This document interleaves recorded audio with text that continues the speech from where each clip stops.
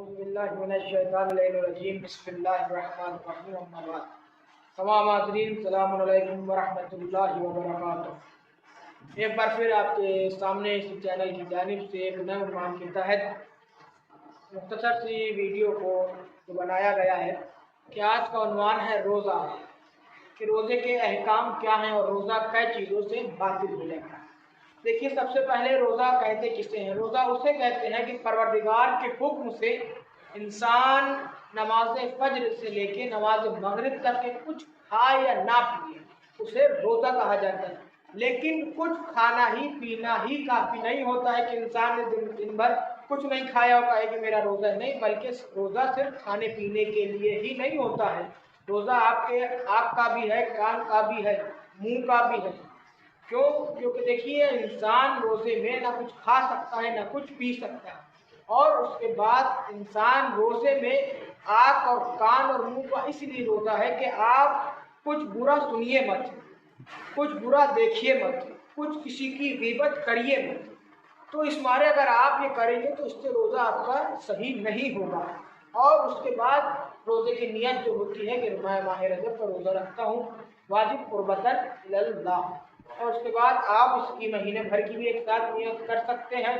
اور اگر دیکھیے لوگ کہتے ہیں کہ صاحب ہم سحری کر کے سو گئے، اور جب سو گئے تو اس کے بعد بیدار ہوئے تو مطلب کہ نماز فجر کا وقت جا چکا تھا، تو آپ نیت کر لیں نماز فجر کا، جائے بجے اٹھے 11 بجے 12 بجے آپ نیت کر لیں کہ میں روزہ رکھتا ہوں واجب قربتاً اللہ۔ اب آئیے آگے چلتے ہیں کہ روزے کو کئی چیزیں باطل کرتی ہیں۔ روزے کو 9 چیزیں باطل کرتی ہیں۔ اس میں سے جو سب سے پہلی چیز ہے وہ ہے کھانا اور پینا۔ انسان کچھ کھائے اور نہ پیے، اگر کھا لیتا ہے تو یقیناً پھر روزہ اس کا باطل ہی ہو جائے گا۔ اب دیکھیے لوگ کہتے ہیں کہ بھولے سے، دیکھیے اگر بھولے سے آپ کوئی بھی عمل کر رہے ہیں تو وہ اسلام کے مذہب میں جائز ہے۔ بھولے سے آپ نے کر لیا تو کوئی بات نہیں، لیکن جان بوجھ کر کے اگر آپ اس فعل کو انجام دیا تو آپ کا جو بھی کام ہو، واجبات ہو، وہ کام صحیح نہیں ہوگا۔ اسی طرح سے کھانا پینا اگر آپ روزے میں کھا پی لیں تو روزے کا مطلب ہی نہیں رہ جائے گا، روزہ باطل ہو جائے گا۔ جیسے انسان کہے کہ دیکھیے ایک واقعہ ہے کہ ایک شخص نے باقاعدہ انہیں نے سحری وحری کر کے جب وہ صبح اٹھے تو جیسے وہ اپنے روز کی طرح آفس جایا کرتے تھے تو ویسے انہوں نے باقاعدہ ناشتہ اشتہ کرا اور آفس جانے لگے، اور جب چائے وہ پینے لگے تو ان کو اس میں یاد آیا کہ ارے میرا تو روزہ تھا۔ تو اس حالت میں ان کا روزہ صحیح ہے، باطل نہیں ہوا۔ کیوں؟ کیونکہ بھولے سے انہیں نے کھانا تناول فرما لیا تھا۔ اور اس کے بعد دوسری چیز ہے اجماع کرنا، اور تیسری ہے استمب نہ کرنا، یعنی کسی کے ساتھ یا کسی دوسرے کے ساتھ کسی ایسے فعل کو انجام دینا کہ انسان کے اوپر غسل جنابت واجب ہو جائے، وہ مجرم ہو جائے۔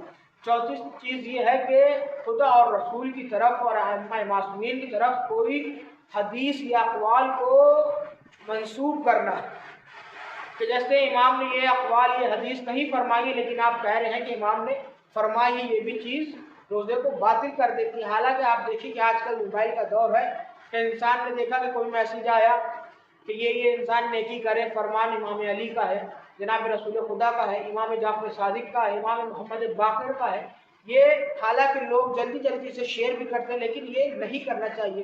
اس حدیث کی، اس قول کی تحقیق کریے آپ کہ یہ سچ ہے یا نہیں ہے۔ اگر وہ قول و حدیث جھوٹی ہوگی تو آپ اگر اس کو عوام میں اور سے زیادہ عام کریں گے تو وہ بھی جائز نہیں ہے اور یہ صحیح بھی نہیں ہے، یہ چیز بھی روزہ آپ کو باطل کر دیتی ہے۔ اور 5ویں چیز کیا ہے؟